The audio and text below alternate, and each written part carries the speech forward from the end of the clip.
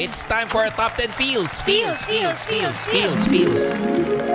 Ang top 10 feels natin ngayong gabi, tips kung may nakilala ka sa isang dating app.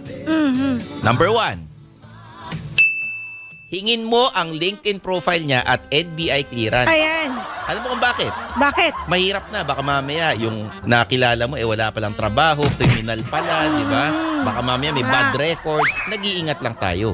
Number 2, siguraduhin mong wala siyang asawa or jowa. Ayan, tama. Kaya naman hinihingi mo yung mga NBI clearance na yan, yung mga LinkedIn na yan, para maimbestigahan mo sa social media. Mahirap na maging kabit or eskabetso. Number 3, research ka muna kung pareho ang itsura niya sa picture at sa personal. Baka mamaya photogenic, o di ba? Or baka mamaya yung 10 years ago na picture ang pinakita sa'yo. Tapos pag nag-video call kayo or pag nagkita kayo, what? Iba na. Iba na pala. Number 4, makipag-chat ka muna sa kanya bago ka makipagkita. Yun yung sinasabi ni Coach B na mag-video call. Titingnan ninyo kung magka-vibes kayo, magka-wavelength kayo, di ba? Kung nagkakaintindihan kayo. And number 5, kapag inutangan ka, i-unmatch mo na kagad. Tama. O, pag may Diba? money involved, wala na. O, Move on na. i-block mo na rin kagad. Kasi pwedeng, katulad nung sinabi kanina, pwedeng scam, di O, ba? Amit, parang Tinder swindler pala yan Oo. Delikado. Ang akin naman, Papa Stan, number 6, huwag kang makikipagkita sa kanya na ikaw lang mag-isa. Mas maigi na magsama ka ng kaibigan o kabarkada, kapatid, nanay mo, tatay mo, isama mo pag nakipagkita ka sa kanya. Alam mo kung bakit okay yan? Titingnan mo kung galante siya o kuripot. Oo. Diba? Kung manlilibre ba o hindi. Yan. Oo, yung security guard nyo sa village, sama mo. So, kailangan mayaman na may village no? Yes. At number 7, sa public place ka makipagkita kung una yung pagkikita ito.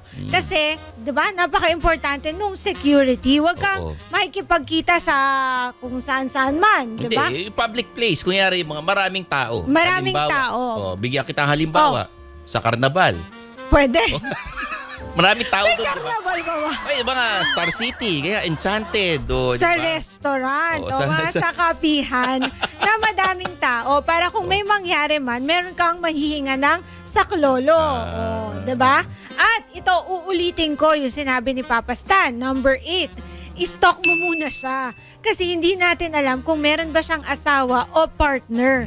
At minsan, di ba, ikaw yung magiging nasa dehado kung meron pala silang asawa at partner na hindi mo alam. Kasi minsan, ikaw yung aawayin nang wala kang kaalam-alam. Kaya dapat siguraduhin mong single siya. Single, para hindi kayo dumiretso sa feelings or sa wanted. Okay. At number 9, wag kang magbibigay ng OTP o password. Kasi diba? Siyempre. Minsan tatawag, kasi nakita na niya kung ano man yung email mo. Pag nahanap ka niya, diba? Nakita niya yung gamit mo. Uy, meron akong pinadala. Send mo naman sa akin yung 6 na numero na lalagay 3, diba? Minsan 3, 4, diba? Wag. Kasi minsan, pwedeng scam nga yun. At panghuli, wag kang sasama sa bahay niya na siya lang o kaya sa isang motel. Yan. Kasi hindi mo alam kung ano ang pwedeng gawin sa'yo. Yan.